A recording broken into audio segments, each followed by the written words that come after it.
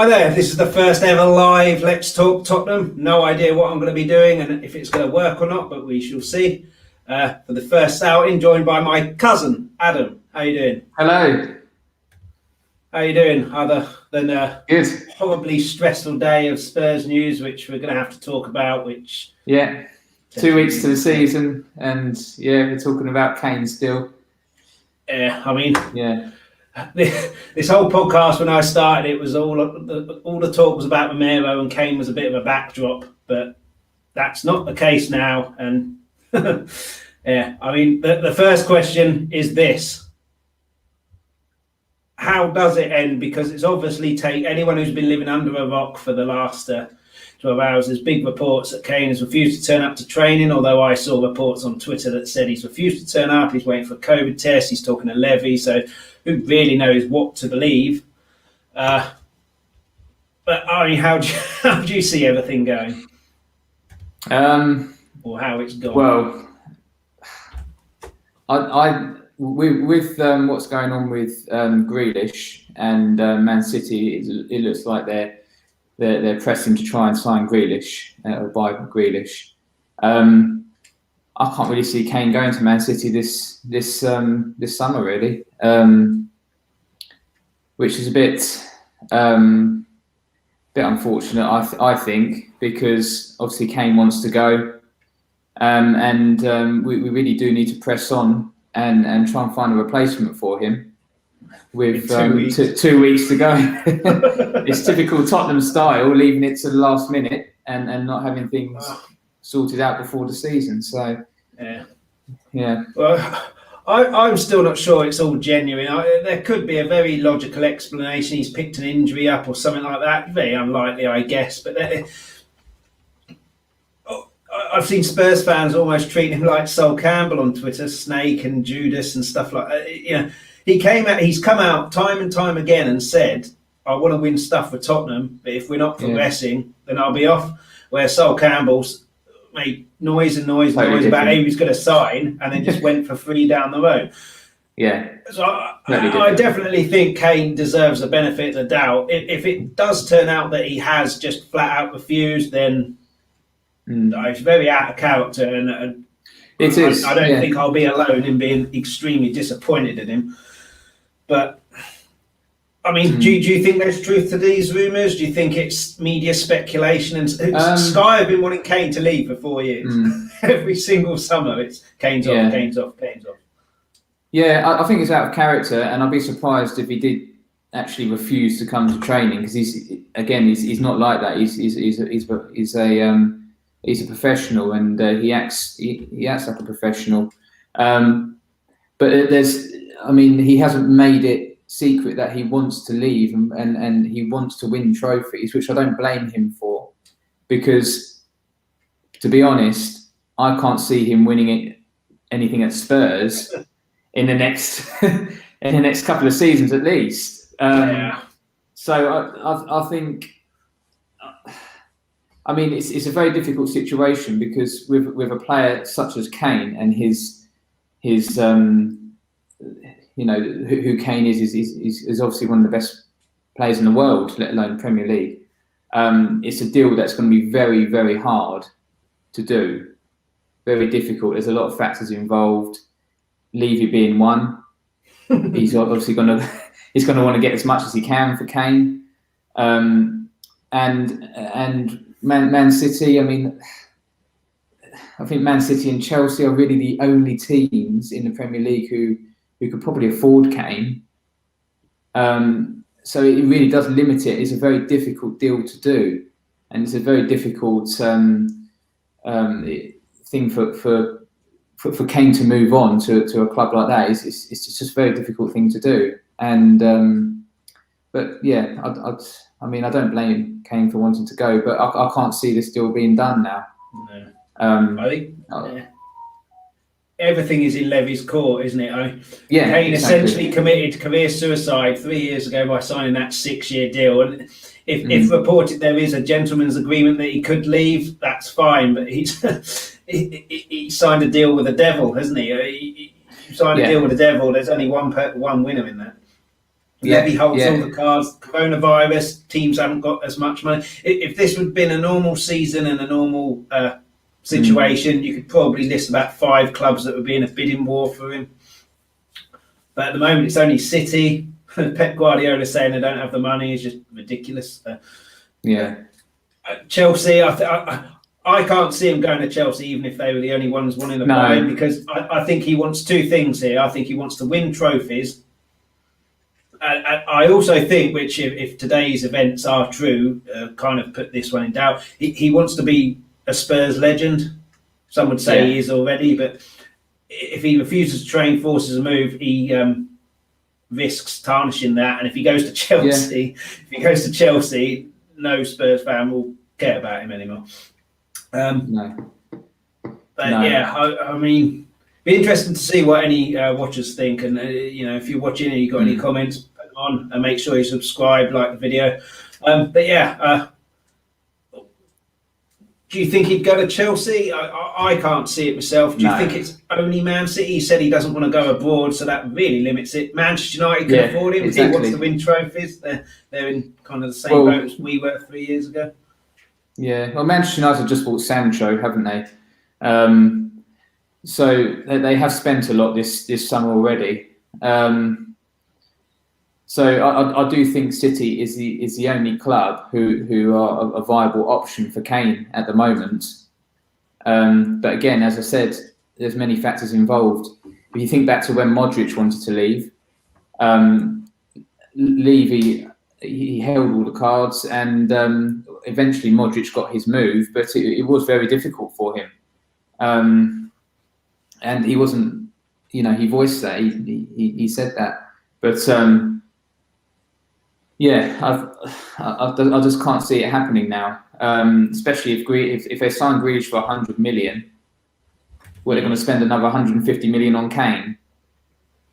And then you're getting up to 250 million.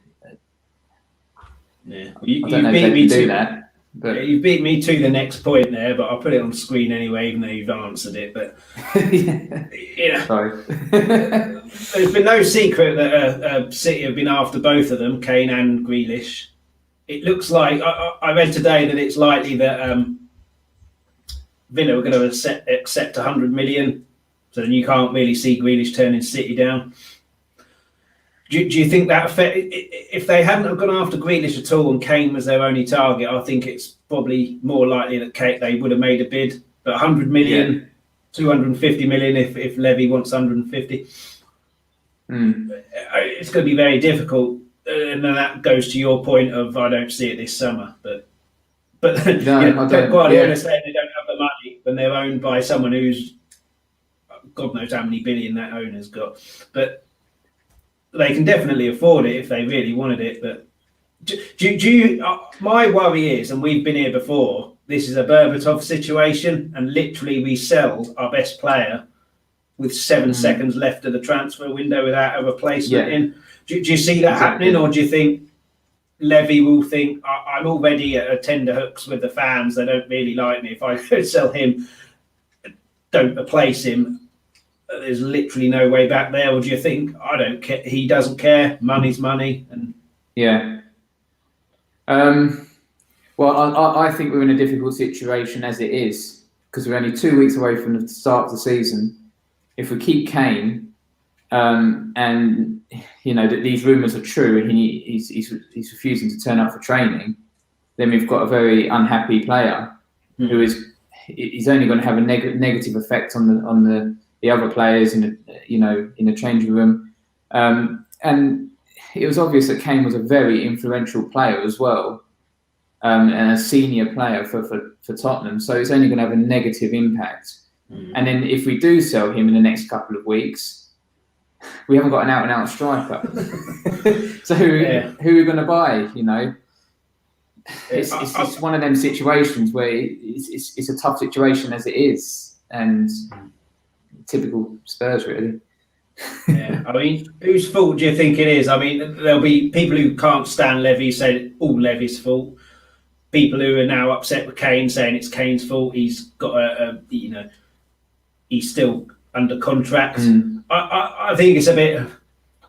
I definitely think Kane is a little bit silly in that 6-year deal, but then we were on the up, and then the following season, I think, is when we got to the Champions League final. But yeah, 6 years is a long time, certainly with a deal like that. But we've been here before, haven't we, where he holds teams to ransom, Levy, and you'd hope he'd learn his lesson, but you've got to feel for Nuno a little bit. He doesn't know who's going to be playing up front for him in 13 days against the team who are most likely to win the Premiership again. And there must be conversations between him and Levy and Paratici, or all three, or a combination of. We need to identify strikers, but if Kane does go, who would you get him in? Realistically, don't say Lionel Messi or something like that, but realistically, I wouldn't have him anyway. Too much money. To bleed us dry. No, I think one option is Danny Ings. He knows the Premier League. He's a proven goal scorer in the Premier League, and I think he'll fit in quite well at Spurs. Really, he's the one that's sticking out for me, really. And I think we were linked with him at one point, but that went nowhere. But I think we should have really kind of planned for it a little bit better. It's not only the forwards that are the headache here, the defence as well. Yeah. I mean, he hasn't got a defence. Well, that brings us on to this question, which has been going on for seemingly longer than the Euros started ago. Romero at Atlanta. 1 minute it's on, 1 minute it's off. He's agreed personal terms. He hasn't agreed personal terms. At Atlanta are going to agree the fee. Now they're not. 2 weeks to the season starts. Do you think Romero will be a Spurs player when we play City, or do you think it's done, or do you think there's still more twists and turns in this one? I think there's still more twists and turns in this one. I think when at Atalanta, they were after, I think, about 10 million more than Levy was offering, what I heard. So yeah, I mean, again, it's bargaining, isn't it? I remember we did this with Grealish a few years ago, and we lost out. We could have had Grealish for less than about 40% of what he's worth at the moment. So I think we just need to get. We obviously need a centre back with Alderweireld gone now. Obviously, Vertonghen left. Who have we got? Well, Dyer. There's rumours of Tanganga going on loan, isn't there? I'm really surprised about that. But we've obviously got Sanchez. Who have we got? Sanchez, Dyer, Romero if he does come in. Tanganga, Rodon. Rodon's the one out of them that looks like the good prospect. Rodon. I think he needs a commanding centre back with him, a leader with him. But do you think it'll be the 4-4-2, or do you think Nuno will revert to type like he did at Wolves and it'll be back to a back three? Because he's been playing back four in the three pre-season friendlies so far, but obviously we've got Chelsea and Arsenal coming up. Yeah. I'm not entirely sure. I'm not entirely sure what he'll go for, but if he goes for a back three, who are we going to have? At the moment, Davies could slot in there, couldn't he? In the left, because he plays for Wales there. He did a few times under Poch. Yeah, but it's just so up in the air with two weeks to go. I know there's been a Euros, but it's no excuse really. No. I wouldn't trust Sanchez. No, I just wouldn't play Sanchez. I just think he gives away too many fouls, and he gets caught out a lot, and he gets the wrong side of strikers too much. He gives away too many penalties. Every time I wouldn't play him. I just wouldn't. I don't think he's good enough at all. We need someone more solid there. I think we've got all these defenders who would be good if they had the commanding centre back with them. Toby in his prime or Jan in their prime, if they were with them, I think they'd be quite good. But on their own and being the leader themselves, they're just not good enough. But I don't think Mourinho helped last year with every single game. It was a different defence. No. And the confident, and you're conceding goals. You then get dropped. You're never in the team. Someone else comes in. They concede goals. They're out. I don't think that helped. No, I don't think the way that Mourinho set the team, set us up to play helped either, because we invited a lot of pressure, and it was a very very negative way of playing, inviting pressure, putting our defence under pressure for a majority of the game, giving up possession very easily, and it's not a great tactic for a defence who is prone to. Always just quite a weak defence, really, and that's where we came. I think we came unstuck a little bit in games last season.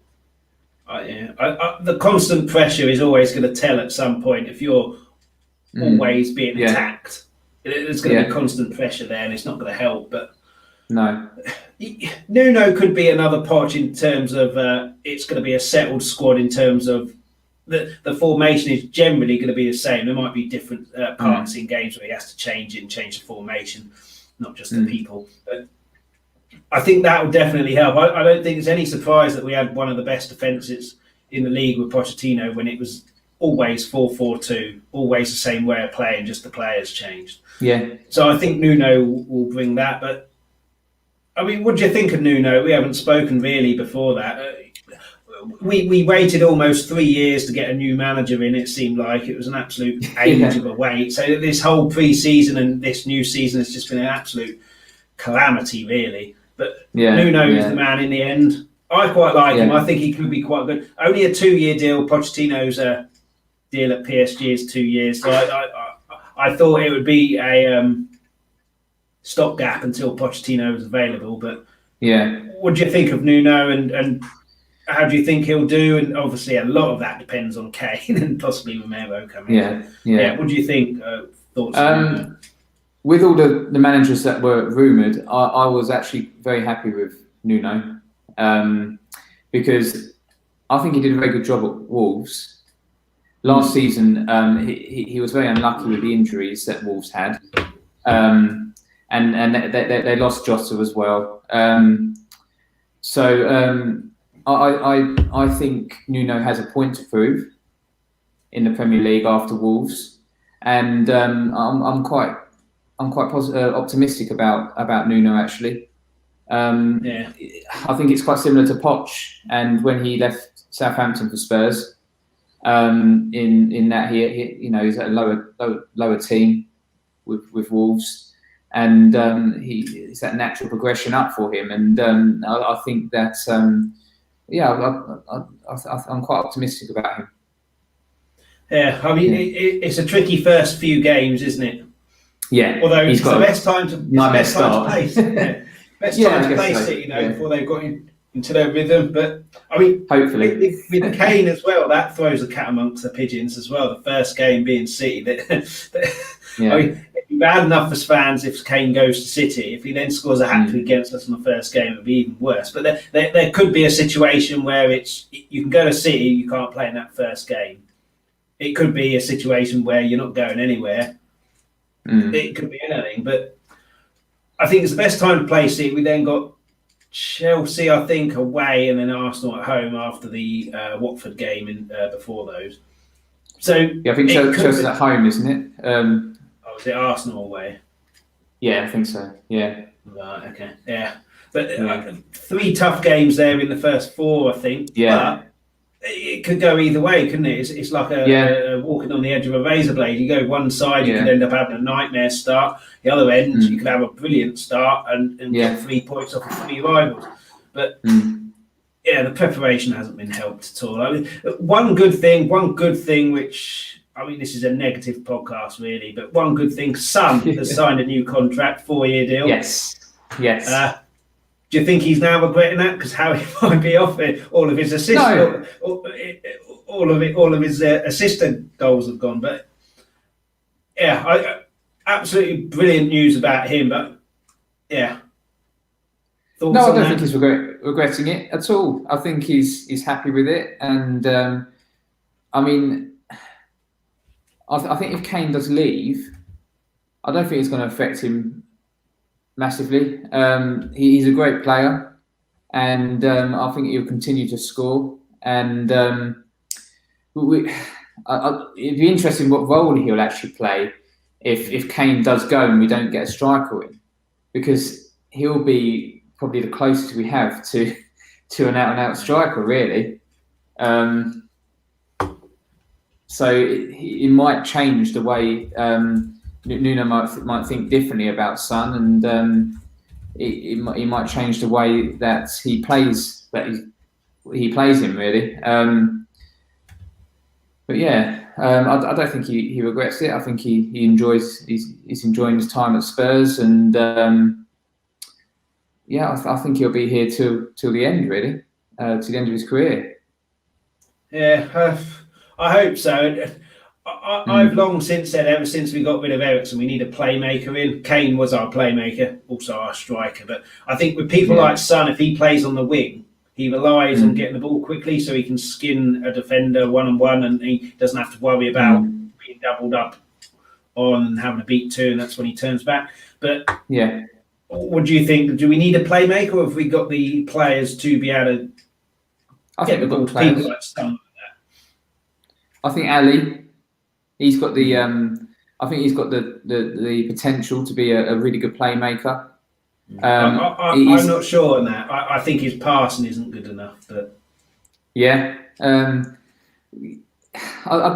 do. I think he's got the football brain, and I think he can.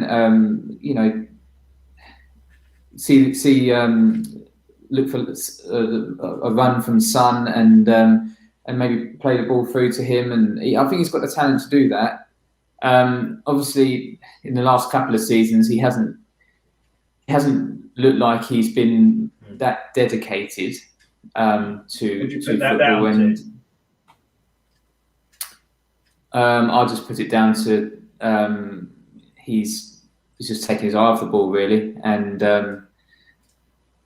I would actually put it down to him concentrating on other things rather than football.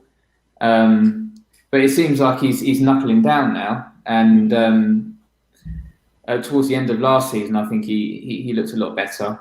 And he's a great player. So if we can get, if Nuno can get a tune out of him, that would be good. yeah. But Lucas Moura, yeah. I think you're stealing all my banners there. I'll just type that out there. Because of what he did in Ajax, I'll always love Lucas Moura. But he's quality player. He's been looking quite good in the three season friendlies. Okay, lower league teams, but he's been the one. He's had that free role that Mourinho gave him for like 2 games. Yeah, where he gets the ball, runs, and then he put through balls through. But do you think? He's obviously had bit parts and really good games, and then goes quiet. Obviously, the Ajax one, the culmination. But do you think this season we could see a proper, consistent Lucas Moura?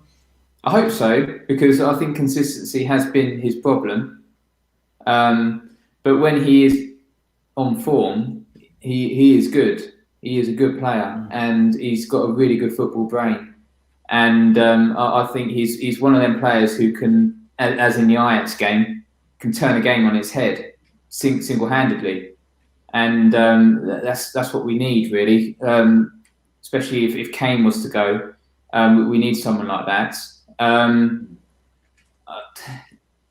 He's a little bit lightweight, but I think that an on-form Lucas Moura would 100% get in the team, and I think he would be a good playmaker and good asset for to work with Son or to work with Ali or whoever's in those attacking situations. Definitely.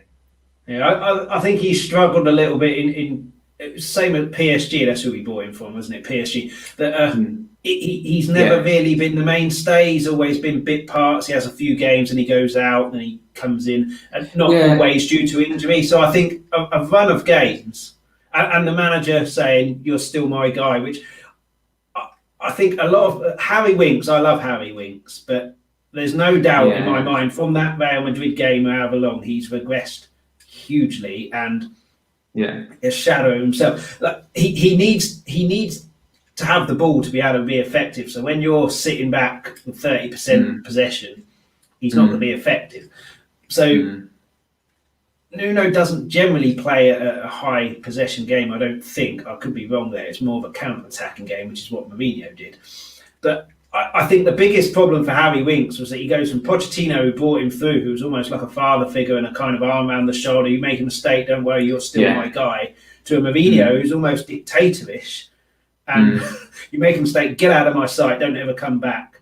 And I think the same as Sanchez and Dyer to an extent, and maybe even Ali.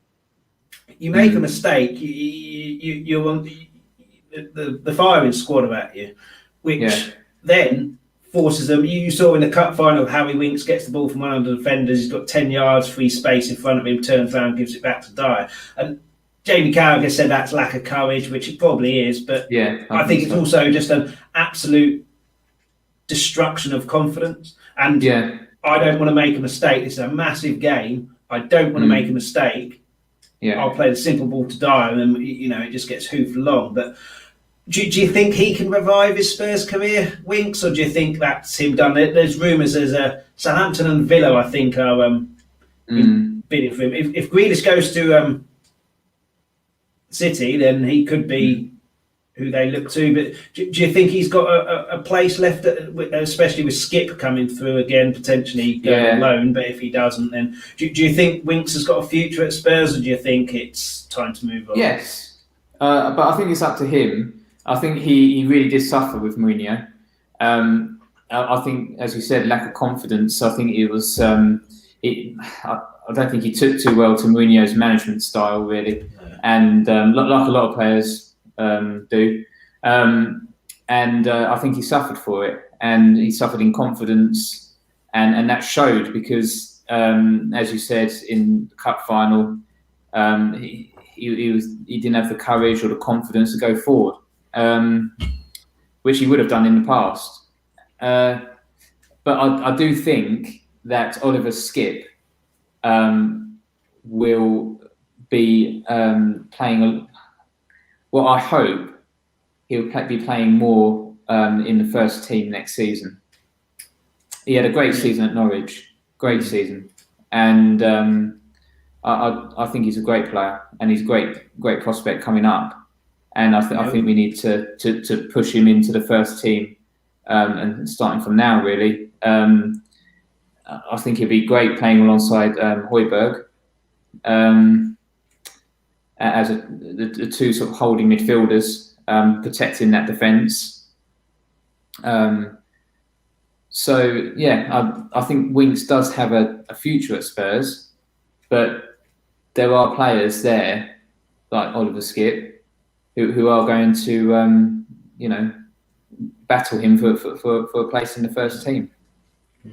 I think that competition for places is good. I think that's one of Dele's big issues why he maybe took his eye off the ball, because it wasn't a challenge for him to get in a team. But two players we haven't mentioned in that competition, one of them's just won the Copa America, I can't remember what it's called now, with Argentina, Lo Celso.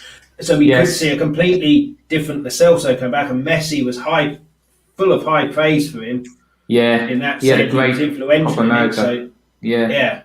So, and then Ndombele, who last season for large parts was just an absolute powerhouse and a mainstay in the squad as well. I mean, if Skip does come back and Winks stays and then Ali knuckles down, we've got real competition for places in those three midfield, or however many midfield places if you include like a number 10 if Kane does go. But where do you see those two?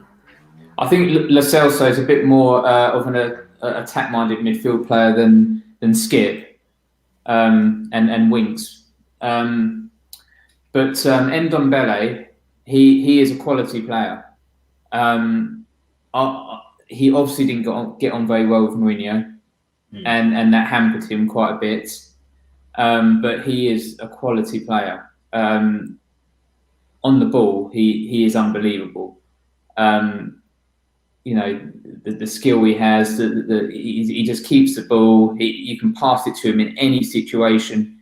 He can have 3 players around him, and he'll get out of it, and he'll be fine. So, yeah, there is a lot of competition. There is, but I think Lo Celso is a bit more of an attack-minded player. He'll play a bit more advanced than perhaps Skip and Højbjerg. Ndombele. Don't know. How would you describe him? Would you say he's more defensive or attack-minded? He's more Yaya Toure, isn't he? He kind of sits deep to get the ball and then just destroys. Takes people out of the game. But he reminds me of Dembele. Yeah. And I just think if we could play like we did in that Pochettino, we had a perfect kind of formation with Dembele and or Wanyama or Dyer sitting there. Yeah. They were the insurance. Dembele had a bit more license to go forward, but not really anything really. Thanks for the comment there. I told you it would grow on me. Yeah. What was I saying? We had Wanyama or Dyer sitting deep. Dembele, who had a bit of a license to go forward, but not too far. Yeah. And then you had Eriksen, Dele, Son, Kane, go do the damage and do your stuff. And then because of that, 2 in the middle, Vose and Walker were able to go forward without too much worrying about if they lose the ball. But obviously in those days, we played with pretty much like minimum of 60% possession. Yeah. But I'd love to see us go back to that, but then obviously, so would I. We didn't win anything like that, so it's kind of going back to But what I do think with Nuno, and I do think he'll have a way of playing. I do think he'll have a system that he plays. Obviously, it's going to take a little while to adjust to that. But who was the last game against? It was MK Dons. I didn't watch it, but I was on a podcast. Tommy Talks Ball. If you don't follow him and subscribe to him, go and subscribe there. He watched the game and said that our pressing game was back. And you can say, it's pre-season, it's against MK Dons. But in terms of pressing game, everybody pressing. Towards the end of Pochettino's time, you had a few players pressing, and that doesn't work because the other team find gaps. But if we can get that pressing game back, everybody pressing, then that will give us the ball, and that will give the likes of Son, Morva, even Bergwijn, who I think could be on the end of a brilliant season, Bergwijn. I think. Yeah, but I definitely think we'll have a way of playing, whereas Mourinho's way of playing changed every bloody game. Yeah. I think that the pressing is important because in the heyday of Pochettino, say heyday, it's true. We when we lost the ball, we press, and we got the ball back instantly. And that worked well for our attackers because the guys in midfield, whoever's pressing and trying to win the ball back, they want it very high up the pitch, and it's good for the attackers because the attackers we've got quality attackers who can do untold damage to any team. That they'll just go along and score. And I mean, I think one season, I think it was 16-17, we scored the most goals in the Premier League. And we had the best defence record as well. Yeah. Second. Yeah, we came second. Chelsea.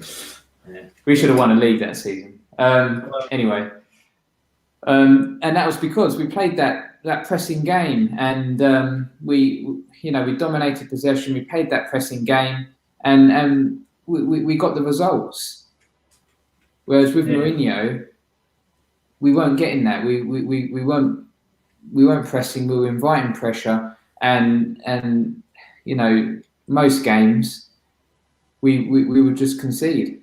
And a lot of the time, it's conceding at the last minute when we were 1-0 up, 2-1 up. Yeah, I mean, or against West Ham when we were 3-0 up. that was one of the biggest things, wasn't it? Like, Yeah, go kill the game off, don't sit back. But exactly. Yeah. Rhetorical question now, no one will ever know. But if fans were able to be at the ground in capacity last season, do you think Mourinho would have changed, or do you think the players would have taken it upon themselves to attack? And conversely, now with Nuno, do you think the players will attack? Because I can't imagine the fans are too happy when they go. We're both going to the City game, COVID dependent, obviously. We're both going to the City game. I'm expecting a lot of levy out stuff, but I'm not expecting a really happy atmosphere, just because fans are pretty cheesed off for last season, and with this Kane saga, the Romero saga, and hiring a manager after 60 days or whatever it was. So. What do you expect from the first game in terms of the fans' attitude and things like that? And do you think the players will respond and Nuno will respond and attack, or do you think it will be? I mean, it's very difficult against City. The likelihood is that we will sit back City, but overall in the season. Yeah, I mean the first game, is City, so I don't think the fans can expect too much in terms of much attacking or dominating play or possession or whatever, because we're playing the best team in the league by a country mile. If we were playing someone like I don't know, Wolves, for example, or Southampton, then I think the fans would expect us to come out and really give them a game and dominate. But for the season, I expect Nuno for us to play a lot more positive. As you said, press more, not give up possession so much and so easily, and invite pressure basically. So I do think it would be a different way of playing, a more positive way of playing, a more Tottenham way of playing, definitely. Yeah, well, I hope so. And yeah, we talked about possibly a counter-attacking game. There's been rumours of this guy coming to us. I mean, he really does suit a counter-attacking game, but 45 million for him. What's the point? He played very well with Jimenez, was assisting him quite a lot. So if you have Kane there, you could have that. When Jimenez went, he kind of... He must be a bit of a manager's nightmare at times. He's got all the ability, skims past people like they're not even there, and then is in 15 minds on what to do with it, and then it either goes out or whatever. But I don't rate 45 million, a lot of money. Yeah. If we had a counter-attacking game and we were carving teams open on the counter-attack, he could be unbelievable. But I think 45 million is a bit too much money. I don't think we should be buying him at all. We need a defence. We need to think about, if Kane goes, we need to buy a striker. Is Traore better than Son? Is Traore better than Bergwijn? Is he better than Moura? So we don't need him. I wouldn't waste 45 million on him, to be honest. And as you say, he's got the ability to take people on. He's got strength. He's got pace. He hasn't got an end product. I think he only got 2 assists last season. Is that right? I don't think the stats are very good. So no, I don't think he's good enough for Spurs. It's obviously the Nuno effect, isn't it? Because he knows him. Speaking of Nuno knowing players, I know from talking to you, there's a possibility you may not be Serge Aurier's biggest fan. But if we do play 3 at the back, that means a wing back, and one player there, right wing back, who he knows, Matt Doherty, who didn't play very well last year, but he came from as a wing back, played as a full back, which is a completely different position. Do you think he'll be his first choice, being that he knows him, knows what he can do, and being that he played as a wing back, you'd suggest knows his best position? Or do you think it's Aurier's to lose still, or Tanganga, or someone else? No, I think he'll play Doherty. I do. As you said, he did play fullback a lot of last season. Whereas I do think he's one of these players who likes to go forward. Same as Aurier, really. It works if you're playing. So when we going back to Pochettino's days again, when we were pressing and dominating possession, we obviously had Rose and we had Walker bombing forward. And when you're dominating possession and you're pressing, it works. But when you have pressure, you're inviting pressure, and you're expecting these players to defend most of the game, it doesn't work, because I mean, Aurier, he's not a good defender. He's better at going forward. So I hope that if Nuno is going to play him, that he's going to play him right and in the right circumstance, really. In accordance with the tactics. I think he will play Doherty. Yeah, but who on the other side? Because we've got Sessegnon come back. We've obviously got Davies, Reguilon. Who you talk about Aurier not good defensively. Reguilon at the end of last season was making a lot of mistakes. Yeah, terrible. But I do have a little bit of sympathy for both of them and the central defenders, because if you're constantly under pressure, it must tell on you. And what was it? It was the Arsenal game where Doherty was right back and got ripped apart by Tierney and Odegaard, I think his name is. But Bale was literally just stood there, not tracking back at all. So when you're 2-on-1 constantly, and Tierney got invited to attack him within the first couple of minutes, skinned him. You learn that when you're a kid. If you play on the wing, if you're a winger, go and take your full back on. If you beat him, you got him for the rest of the game. And there was no help for him. So no, I definitely think. And Leeds was another one with Aurier. I think their second goal, I think it was Bamford's one from close range. It was the overlap where Bale just stood there, and he's got no chance there, Aurier. And I think his mistakes come from just constantly under pressure, which... Yeah, exactly. If we're on the front foot, like you say, that we're hoping, we could see better defensive displays from even these average players that we say and poor defensive players, because they're not constantly under pressure. But that I'm not saying Aurier is one of the best defenders ever. I'm just saying I do feel a little bit sorry for him. But but we have got Skip coming back and Sessegnon, which Sessegnon's more of a forward player. I heard that he's injured. Has he got injured again, Sessegnon? Yeah, I think he might have been. I didn't hear that, but yeah. I think he's struggling, Sessegnon, with injuries, and I think it's doubtful that he would feature for Spurs at the beginning of the new season. That's a bit of a shame. I'm sure I read that somewhere. But what was I going to say? I mean, with that Bale situation and Aurier, was it Ryan Mason who was in charge at the time? I think it was still Mourinho, wasn't it? Was it Mourinho? That's the manager's. That's poor management, because he knows that Bale he's not going to track back, is he? No. It's also on Bale. I think, like, my mate's struggling back there. I've got to go help him. But Bale was.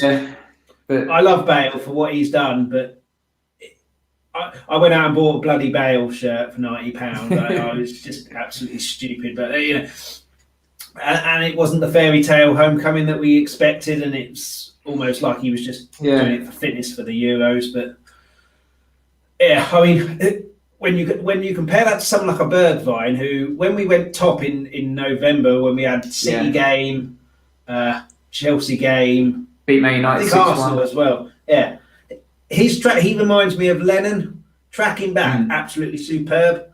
But I think with Bergwijn, I think that Liverpool game where he was superb in that as well, tracking back, and he's done everything right with that shot off the post. It's just the fine margins at the top level you talk about, but he's done everything right there. He's opened himself up and then beaten the keeper. And then the abuse that he got for that, which was absolutely disgusting. He got facial abuse, which everyone knows. I think he got death threats. He's a young man, moved country, got a young family. I think that talk about how he winks with Mourinho. I think that destroyed his confidence, because every time you saw him, then he was doing what Lennon did, getting the ball, turning back round. And that Villa game at the end of last season, where he went forward and blasted it in. Confidence back, and then I think unfortunately for him, the season ended. But I mean, he could be a wing back. He could be an understudy to Moore, or Moore could be his understudy. He could be an understudy to Son. I think he's going to have a good. I think he's really good player, and I think he will have a good season. I remember when Son started at Spurs, it took him a couple of seasons to get used to it. And I think at one point we were thinking about selling him. I think to Napoli or someone. And then obviously he just blew up next season, and he got about 15 goals. So I think it's only a matter of time before Bergwijn does, start finding his form and his confidence in the Premier League. And I think it could be this season. And he would have been better suited in those games than Bale. I don't know whether he was injured. He might have been injured, Bergwijn. But you know that Bergwijn is going to track back, and he's really good at it. Whereas Bale, he's won everything. He doesn't need to track back. He'll do it if he feels like it. But that's that. And it left. It unfortunately left Aurier. Exposed. Yeah, exactly. Yeah. But the Arsenal game is the one that I really don't understand, because the home game of that season, he had Aurier and Sissoko in front of him, and Sissoko helped him, and Tierney didn't have a look in. Exactly the same player. Exactly the same player in the away game, and he lets him run roughshod over Doherty. I just don't understand that at all. Mourinho is never a Spurs fit, and I think we don't necessarily do well with managers with the big history. So I'm quite glad that we didn't get Conte. There's no doubt he's a superb manager, but Conte is one who demands the players, demands this, demands that, and he's a disciplinarian. We had that Mourinho, didn't work. And exactly. Ramos, although Ramos was slightly unlucky that he won the League Cup and then Levy decided to sell all of his strikers. Jack Santini, another big name. I think the ones where we're successful, Martin Jarl, who first job in management, pretty much started all of this kind of trajectory of getting into the Champions League. Harvey Redknapp was a big name, but a big name in avoiding relegation, not really at the other end of the table. Pochettino did well at Southampton, but not anything to, really take notice. And Nuno, not really a fancied manager. And I think he fits the mould a lot more in that, not the manager at the top level, but a manager up and coming, and has his own dark ideas, younger. But I'm an idiot really with Spurs. I always think we can win. If we win a relegation battle playing Man City, I'd still think we can win, and then it's even bigger kick in the teeth when we don't. But I definitely think we've got some good players there. I think their confidence took an absolute battering. I think Nuno will be an arm around the shoulder kind of guy. Yeah. And I think a lot of players will surprise a lot of people, I think. Mm-hmm. That's what I'm hoping. But there's no doubt we need new players in. So we've got 2 weeks before the transfer window. Ignore Kane for the moment. We'll get onto him at the end. But ignore Kane for the moment. For the purpose of this question, Kane is staying. What players or positions and players in those positions would you say we need before that season starts? And a centre back. Yeah, desperately.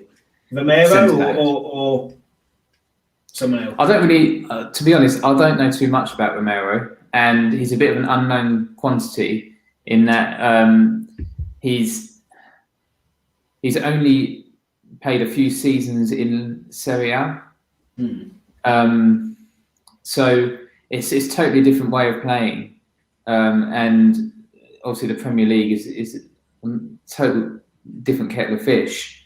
So Romero might take a while to actually bed in and get used to the Premier League, which it's not suitable for what we need. We need a centre back to fit in now, really, because we just haven't got any. So I mean, I can't really think off the top of my head any centre back who's got Premier League experience or plays in the Premier League now.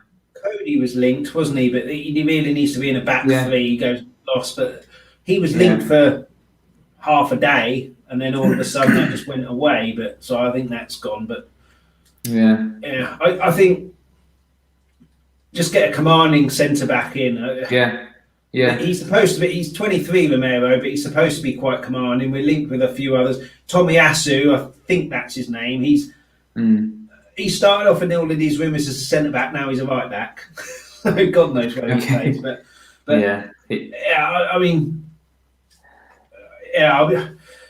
I just think it's again just leaving everything to the end. And exactly. If Kane wants to go, we'll get on to Kane right at the end. We're on the final stretch now, and we've kind of discussed everything, so we'll go back to Kane. If Kane is desperate to go, all I want from Levy is to say to Kane, or publicly or whatever, to say to City and Kane, if Man City bid 150 million, we'll accept it. Oh yeah. And I don't think that's unreasonable. 100 million for Jack Grealish, I don't think 150 million is unreasonable. But again, do it now. And then come up with your plan to go and buy a striker literally the next day. We'll start negotiations. Don't leave it to the end, last hour like Berbatov, just because you suddenly get your money. I mean, there's Dane Scarlett coming through. He's looked good against Leyton Orient, but 17, he's far. He's not going to fit in now. Well, he needs to go on loan, really. If Nuno's going to plan on playing him a fair bit, fine, stay. If he's not, and he's only going to play in that Europa Conference and League Cup early rounds, send him on loan, give him 40-odd games first team experience in a lower league. So. But, I mean, go back to Kane. You still don't think he'll go this summer? You think, and if he doesn't go, do you think he'll do a Bale and a Berbatov and a Modric and throw his toys out the pram, or do you think this is a one-off? He's testing the water with Levy, and then if he still doesn't budge, fine, I'm just going to have to play. What do you think? I think he'll play. He'll play because he won't want to. He won't want to sort of drop down. I can't think of the word, but he'll still want to keep Man City interested in him. So he'll play, and he'll play well. Because he'll want that move, and that's his goal. If he doesn't play well, or he doesn't play, and he proper throws his toys out the pram, doesn't look good. If you're Man City and you're looking for a striker, thinking, well, this guy, although he's a good player, we can't have someone like that in our team. Wow. So he'll play well. Do you think that matters? Because Berbatov did that, United still got him. Modric and Bale did that. Madrid still got him. Yeah, I don't think Modric did it so much. He had a bit of a strop. Yeah, he just said Levy made it difficult for him. But he got his move in the end. But if Kane doesn't move this summer, exactly. Yeah, he wants to play every game, he's chasing records. So he want to play well. You want to play well, and I just don't think that's Kane's style to drop off like that and throw his toys out the pram. But the best scenario for Spurs is to offload Kane and get a good price for him and bring someone else in, someone like Danny Ings. I think.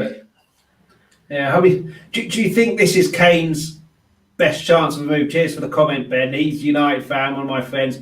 We literally argue week after week about Kane. Anyway, that was fairly polite comment of him there.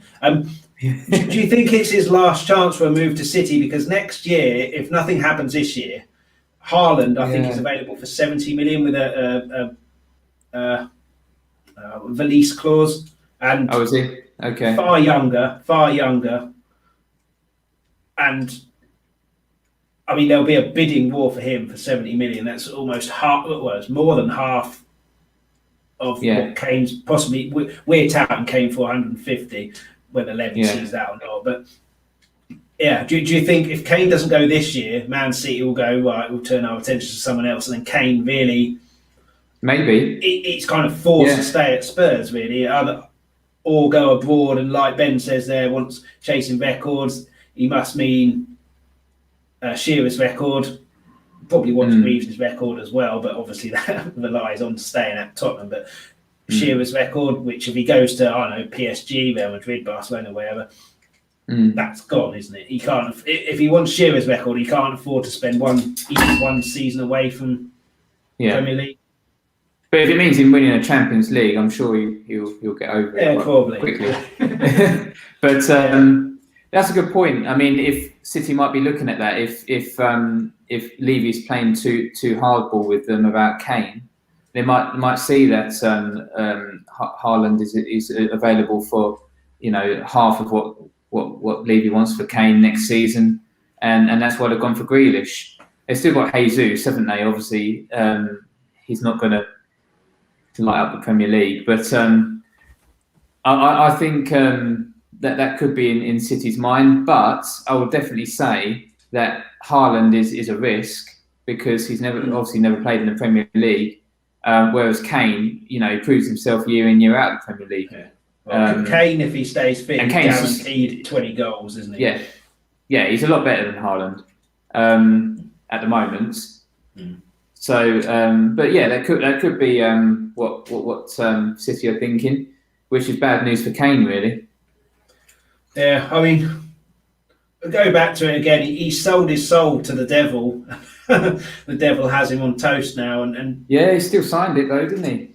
Yeah, it's his fault, I mean, there's no rush for Levy to sell him at all, but we saw with Berbatov, like with the best, we saw with Eriksen, with the best will in the world. If you want to leave, your heart's not in it. You're never going to be 100%. You're going to be like 90 or whatever. You'll end up saying a few things which people go, "Oh, hang on, he's not happy here." And the best will in the world is going to have a negative effect in that changing room and on the pitch. And we've been here before, You have. I mean, even at one point, we had to cope with Greaves leaving, Hoddle leaving, Waddle leaving, Klinsmann leaving, Sheringham leaving, Bale leaving, Modric, Berbatov, even Sol, I can't say his name, who best defender at the time, Ledley King. So obviously we'll continue without him. Even if Kane signed a 20-year contract, he's leaving at some point because he'll retire. And if you can get the money, get £150 million. It's too late now, kind of. Get £150 million in and then have a month to kind of get your replacement. But it's just typical Levy, isn't it? It's just, I mean, we say it every time, like, it's every bloody close season. But I mean, definitely. Obviously, this is a. Go on, sorry. I was just going to say, I was just thinking in the long run, if Levy maybe had, I don't know, sold Kane for a little bit less than he would like. So say Levy wants 150, sold him for 120. That's not the end of the world. No. If he said to Man City, I know Man City offered 100 million, and Levy turned it down. If he said, look, for 120 million you can have him, I'm sure City would have gone for it. Kane would have gone early, and we could have focused on getting a replacement for Kane, and also focus on getting a central defender, which is what we need. But yeah, it's just typical Levy. I mean, I think he negotiates for the sake of it, That's just what he's like, and it just leaves Tottenham in a bit of a very difficult situation with 2 weeks to go until we play the Premier League's best team on the first day of the season. So I mean, it's typical. I just don't really know, to be honest. Like because there was talk of 100 million and a couple of players in exchange, and they listed a few players, which it's always difficult. I think that must have been paper talk because there was no real follow-up with that. But, I mean, we don't know if Kane's going to stay or not, but how do you see this season going in terms of top 4 is obviously our aim. We're never going to win a Premier League at this point. Top 4 is the aim, probably very much outsiders. Like I say, I'm always positive. I think we can get top 4, but, I'm a glutton for punishment and a bit of an idiot. But realistically, where do you think we'll finish, and what do you think would be a good season? If we don't get a good centre-back in, we won't get in the top 6, I don't think. I think we'll struggle to get in the top 6. If we do get a good centre-back in, and he fits in well and shores up the defence a little bit, sorts our defensive problems out somewhat. Maybe look to get in the top 6, but top 4, I just think the other teams are a lot stronger. You've got Man United, Man City, you've got Chelsea, you've got Liverpool. They're too strong. I think they're just too strong. There's no chance. No. In terms of a cup, do you think a League Cup, FA Cup, or this Europa nonsense, whatever it is? That's another factor. I think this Europa Conference League, whatever it's called, is going to hamper our top 4 chances as well. I mean, not that we had a top 4 chance, but that's going to hamper our league form. Do you think it will, or do you think that's literally a competition that he'll play youngsters and reserves in to give them game time? Yeah, he will. The top 11 or top 16, stay at home, watch Coronation Street, have a rest? Well, that would be the ideal situation, but I don't think you can do that. I don't think you can leave all of the top 11 or all of your best players at home. There's going to have to be a few that come along and play. So I do think it's going to affect our league form, definitely. Yeah, I'm not sure. I'd love to see Scarlett get some game time, but again, if he's not going to get that much game time, send him out on loan. Same with Niall John. He looked quite good against Leyton Orient. And Alfie Devine, who signed a contract, he's 16 or 17. Get them all out on loan if they're not going to play. Yeah. But if they are going to play, keep them and make sure they do play like half an hour each game or a Premier League game, and unless it's really tight. But yeah, I mean, I was going to say, with Dane Scarlett, he's I think he'll get eaten alive by most of the defences in the Premier League. I don't think he'll have. He needs to go out on loan. He needs a couple more seasons at least. Yeah. We just need another striker to come in. If Kane's going to leave, we need a good established Premier League striker to come in. I mean, I mentioned him before, Danny Ings. There's a guy at Aston Villa. What's his name? Watkins. Yeah. He might be another one. We need someone who has played in the Premier League and played for a Premier League team and has proven goal scorer in the Premier League, both of which are. Yeah. So Dane Scarlett is nowhere near. He's nowhere near. Yeah. And last question. We're both going to the City game. People haven't been to games apart from that Arsenal game. Say we'll ignore that. Haven't been to games for like 18 months, whatever. You excited about it? Terrified about it? Fearful of it? No, I'm excited. I'm always excited about watching football. Ask me the same thing at half time. I think City will beat us, to be honest. No, you can't go to a game and accept defeat before you've even started. You've got to. I hope they surprise me. I hope they surprise me. I hope they surprise me. But I mean, it's a hard fixture, and City obviously a very good team. Who have they brought in this transfer? Well, potentially Grealish. I don't really know, to be honest. There hasn't really been anything, has there? Grealish is kind of the if that goes through, is the spark that suddenly touch paper. But with the Euros and coronavirus, there hasn't really been a huge amount. But no, from the But top. the players they've got, they're just. I mean, Phil Foden, for example, and players like that, De Bruyne. You know, if we don't sort our defence out, it scares me. It scares me. It really does.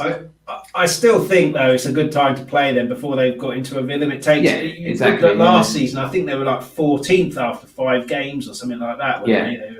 And then they went on a run after that where they didn't lose a game. So I think it's a definitely good time to play, and the fans will generally be excited, I think. But if things start to go wrong quickly, then the fans will show frustration from last year. But yeah. So, what are your predictions for the first game, City? Well, I can't bet on Spurs. They wind me up enough. I can't put money or pride on the line. But I definitely think we can get a result, because I think it's a good time to play them, and we're going to be an unknown quantity under Nuno as well. It's going to be slightly difficult, I think, even if he's watched all of our pre-season games, Pep, to know how Nuno's going to get us to play. And I would imagine it's going to be a world apart from last season with Mourinho. I think there'll be a definite plan and a definite way of playing rather than a different plan every game. Although we did actually, we got quite good results against City with Mourinho. Apart from the cup final, but we did beat them last season, didn't we? Beat them 2-0, didn't we, at home? Lo Celso got the win, got the second goal. I remember that. And then there was that game when Bergwijn got the. That was the last game I went to. That must have been. That must have been. I can't even remember. It was at least 18 months ago, maybe even 2 years ago. I think that was February, wasn't it? Just before the coronavirus outbreak. You might be right. Yeah, probably about half there. But I'm looking forward to it, going back to the ground again. But I just hope that we can put on some better displays for the fans when. But I'm sure we will. But I mean, we could talk about Kane, Levy, whatever, until the cows come home. We'll just be constantly repeating ourselves. So we'll kind of end it there. First live stream. Thanks so much for coming on and thank you for having me. Joining the journey with me. Welcome back anytime. It's so much easier doing live stream than Zoom, and thanks Yid Kid, Daniel. I was on a stream with him a little while ago for the comment. Ben as well, and also for not an aggressive comment like the WhatsApp messages are.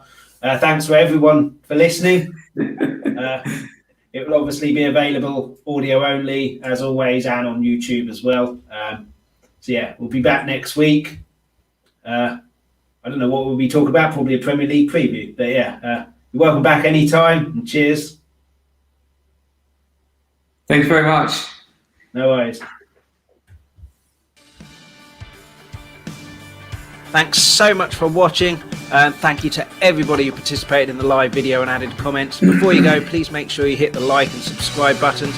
Anybody who couldn't watch the live video and you've got any questions or comments, please add them to the comments section on the YouTube video. For people who are listening to the audio-only podcast, thank you so much for listening. Anybody who wants the audio-only podcast, you can get that wherever you get your audio podcast from. Alternatively, go to Twitter @LTalkTottenham and you'll find all the information there. I'll be back next Monday, 8 PM UK time. Until then, come on, you Spurs!